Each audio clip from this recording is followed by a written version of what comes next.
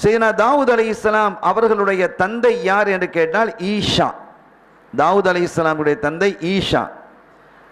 அவர்களுடைய தந்தை உவைத். அவர்களினுடைய தந்தை ஆபிர். அவர்களது தந்தை சலமோன்.